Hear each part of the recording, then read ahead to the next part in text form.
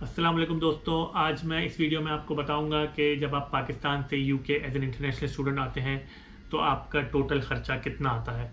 तो उसके लिए आप पेन और पेपर जल्दी से संभाल लीजिए ताकि आप ये नोट डाउन कर सकें।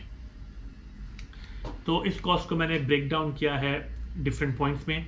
तो हम one by one different points discuss करेंगे। तो पॉइंट नंबर 1 है आइल्स।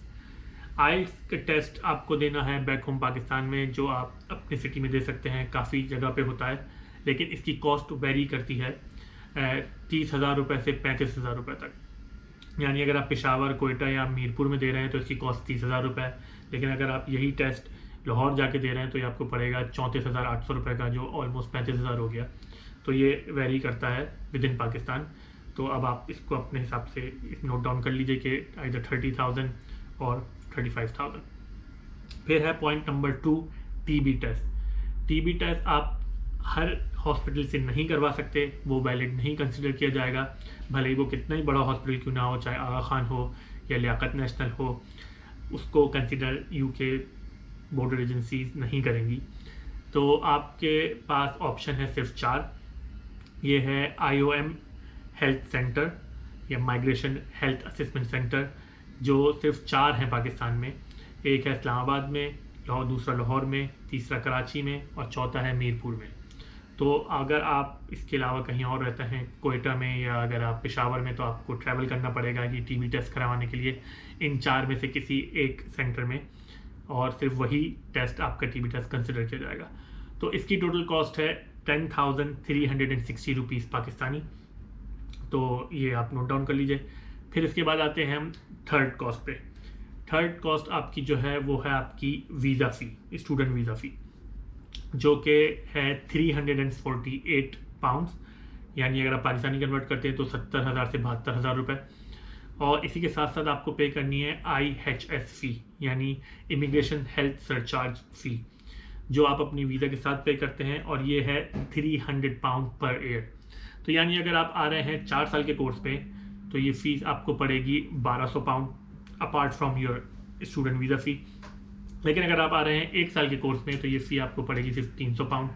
तो इसको आप कन्वर्ट कर लीजिए, यानी 72,000 रुपये आपके हैं स्टूडेंट फ़ीस, वीज़ा फ़ीस, और फिर इसके साथ 1 साल की अगर ये फ़ीस है 60,000 रुपये, तो ये तकरीबन 1,30,000, 1,25,000 ये हो गया। इसी के साथ आते हैं फिर नेक्स्ट कॉस्ट पे, वो है आपकी यूनिवर्सिटी की फ़ीस। अब यूनिवर्सिटी की फ़ीस जो है वो बहुत उसकी बड़ी रेंज है, बहुत वेरी करती है वो डिफरेंट यूनिवर्सिटीज़ के हिसाब से, फिर डिफरेंट कोर्स के हिसाब से। अगर आप मेरी तरह यहाँ आ रहे हैं बिज़नेस मैनेजमेंट का कोर्स करने या MBA करने, तो कुछ यूनिवर्सिटीज़ वो कराती हैं 8,000 पाउंड में, कुछ कराती हैं वो 12,000 पाउंड में। लेकिन अगर आप कोई कोर्स करने आ रहे हैं मैकेनिकल इंजीनियरिंग से रिलेटेड, या आप आ रहे हैं IT का कोई कोर्स करने, तो वो और एक्सपेंसिव हो जाता है। वो जाती है तकरीबन 15,000 to 17,000 पाउंड पर ईयर के हिसाब से उसकी फ़ीस हो जाती है। तो अगेन डिपेंड करता है आप किस यूनी में आना चाहते हैं, आप कितना अफोर्ड कर सकते हैं, और आप किस कोर्स में आना चाहते हैं। तो ये आपको अपने तौर पे खुद ही कैलकुलेट करना होगा, और एक्सचेंज रेट से फिर उसको निकाल लीजिए टोटल कॉस्ट कितनी बन जाएगी। हम आते हैं फिर इसके बाद नेक्स्ट कॉस्ट पे, जो है फ़्लाइट टिकट। अब फ़्लाइट टिकट जो है ये भी डिपेंड करता है कि आप किस सेशन में आ रहे हैं। आप ऑफ पीक आ रहे हैं या आप पीक में आ रहे हैं, तो इसको आप वेरी कीजिए। तकरीबन 80,000 रुपये से 1,10,000 रुपये का टिकट आपको पड़ सकता है। मुझे याद है अभी मैं लास्ट टाइम जब आया था फेब में पाकिस्तान से, तो मेरा 1 वे टिकट लेकर आया था, तो उसमें मुझे 94,000 का पड़ा था एमरेट से। तो इसकी वैरी होता है, तो इसको आप लगाइए तकरीबन 80,000 से 1,10,000 तक कहीं पे भी जा सकता है ये। ठीक है, इसके बाद आते हैं नेक्स्ट कॉस्ट। अब ये कॉस्ट आपको है रूम की कॉस्ट, यानी कि आपको अपने रूम का रेंट पे करना है, उसका डिपॉजिट पे करना है। यह आपको पहले से ही क्यों सोचना है, वो इसलिए क्योंकि जब आप यहाँ इमिग्रेशन ऑफिसर के पास जाएंगे तो वो आपसे पूछेंगे कि आप कहाँ जाके रह रहे हैं। तो आपको अपना एड्रेस इमिग्रेशन डेस्क पे ही बताना होगा, और वो आप जब ही बता सकते हैं जब आपने पहले से ही कोई रूम बुक किया हुआ होगा या कोई हॉस्टल बुक किया हुआ होगा, तो उसका एड्रेस आपके पास होना चाहिए। अगर आप अपनी किसी रिलेटिव के पास आ रहे हैं तब तो कोई मसला नहीं है, सिर्फ आपको अपना एड्रेस देना, और फिर वो आप जो भी आपका म्यूचुअल अंडरस्टैंडिंग है के बाद में आके क्या करना है। लेकिन अगर आप किसी हॉस्टल में आ रहे हैं तो आपको उसको एडवांस में बुक करना है। अगर आप रूम रेंट पे ले रहे हैं, तो लंदन अगर आप आ रहे हैं तो मैं कहूँगा कि अराउंड 500 पाउंड आपके रूम का एक खर्चा है। अगर आप किसी के साथ शेयर करते हैं तो वो 250 पाउंड हो जाता है, यानी 50,000 रुपये। फिर उसी में आपको मतलब एडवांस रेंट देना है और एडवांस आपको डिपॉजिट देना है, तो ये टोटल 500 हो गया, यानी 1 लाख रुपये आपको ये रखना है। अगर आप पूरा रूम अपने लेना चाहते हैं तो वही कॉस्ट आपकी डबल हो जाएगी, वो हो जाएगा 2 लाख रुपये।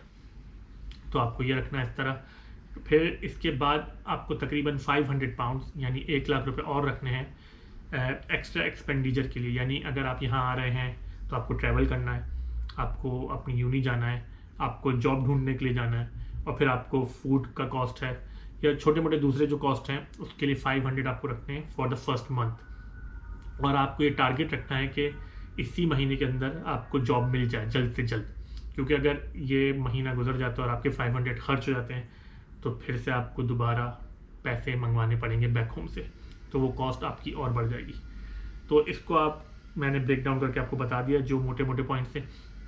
इसके अलावा कुछ लोगों की कॉस्ट एक्स्ट्रा भी हो सकती है, तो अगर उनके कुछ और सर्कमस्टेंसेस हैं, तो जैसे कि अगर आप डायरेक्ट फ़्लाइट लेके नहीं आ रहे, आप कनेक्टिंग फ़्लाइट लेकर आ रहे हैं तो आपकी कॉस्ट बढ़ जाएगी। तो इन चीज़ों को अपने दिमाग में रखिए। इसके अलावा आपके पास अगर कोई भी सवाल हो या अगर मैंने कोई पॉइंट मिस किया हो तो उसको कमेंट में ज़रूर बताइए ताकि मैं उसको रेक्टिफाई कर सकूं। जब आप मुझसे किसी स्पेसिफिक कोर्स के बारे में कोई सवाल करते हैं तो वो मेरे लिए थोड़ा सा मुश्किल हो जाता है उसका जवाब देना, क्योंकि मेरी फील्ड है बिज़नेस से रिलेटेड, मार्केटिंग से रिलेटेड। मैंने MBA किया है, तो मैं उसके बारे में आपको ज़्यादा बता सकता हूँ क्योंकि उसमें मेरी अपनी पर्सनल रिसर्च की थी मैंने जब मैंने मास्टर्स किया। अब आप अगर मुझसे सवाल करेंगे किसी मैकेनिकल इंजीनियरिंग के मुताबिक या IT के कोर्स के मुताबिक या नर्सिंग से के मुताबिक, तो डेफिनेटली मुझे भी आप ही की तरह उसको पहले सर्च करना होता है और फिर आपको जवाब देना होता है। तो उसके लिए मैं आपको रिकमेंड ये करूँगा कि आप जब कोई स्पेसिफिक कोर्स के बारे में बात करें तो उसको आप खुद सर्च करें ताकि आपके तक सही इन्फॉर्मेशन पहुँचे। आपको किसी और की बताई हुई बात पे भरोसा ना करना पड़े कि बाद में अगर वो गलत इन्फॉर्मेशन आपको दे कोई बंदा तो उसका नुकसान आपको होगा, वो उस बंदे को नहीं होगा। इसके अलावा अगर आपके पास कोई भी सवाल हो लंदन की लाइफ से रिलेटेड, पार्ट टाइम जॉब से रिलेटेड या स्टूडेंट वीज़ा से रिलेटेड, तो आप मुझसे सवाल पूछ सकते हैं। नीचे कमेंट कर दीजिए, फेसबुक पे मैसेज कर दीजिए या इंस्टा पे मैसेज कर दीजिए। मैं कोशिश करूँगा कि मैं जल्द से जल्द आपका रिप्लाई करूँ।